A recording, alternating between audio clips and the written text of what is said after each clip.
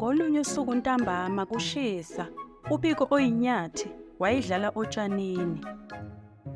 Waphazanyiswa uvemvane, walujaha. Ngemva kwesikhathi eside, wabona ukuthi usekude kakhulu nomndeni wakhe. Waqaphela ukuthi uselahlekile. uBiko waqala ukukhathazeka. Wayesedabukisa. uLayla wayehlezi phezulu esihlahleni eside, futhi wambona uBiko ekhala.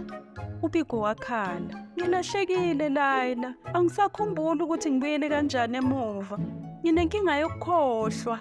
Izinyembezi zakhe ezinkulu zehla zaqhathakela phansi. Wayedabukisa. uLayla wathi, "Awunayo inkinga yokukhohlwa, unenkinga yokunganaki. Asizame ukukhumbula indlela yokubuyela emuva." Okokuqala, uLayla wabuza uBiko ukuthi wayewuwelile yini umfula. "Yebo," kwasho uBiko njengoba ayikhumbula. "Bekushisa kakhulu, ngaphuza amanzi futhi ngabhukuda emfuleni ukuze ngizipholise." Bobabili baqala ukuhamba bebuyela emuva, futhi bawuthola umfula. uLayla wabuza, "Zikhona yini izihlahla ezikhethekile odlule kuzo?" "Umango," kwamemeza uBiko njengoba ayikhumbula isihlahla esikhulu sikamango. "Ngiyawuthanda umango," kwasho uBiko njengoba babebona isihlahla sikamango bese buqamamana. uLayla wasiza uBiko ukuba akhumbule ngakunye ngakunye. Igquma eliluhlaza elibukeka njengemvumbu enele.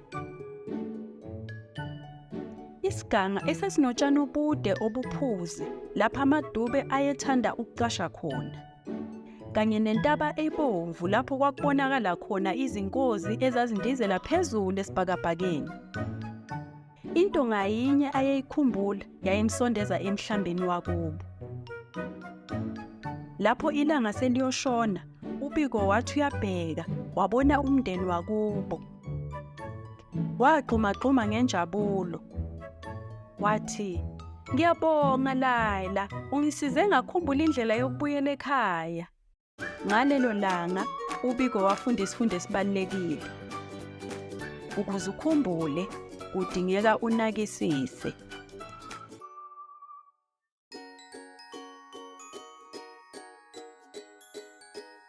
To watch more stories, just visit our YouTube channel. All stories are in the present, past and future tenses, also available in various languages. How great! Also, members of the Abuti Academy get access to workbooks and much more. Visit our website to find out more about all the language learning materials that we have to offer.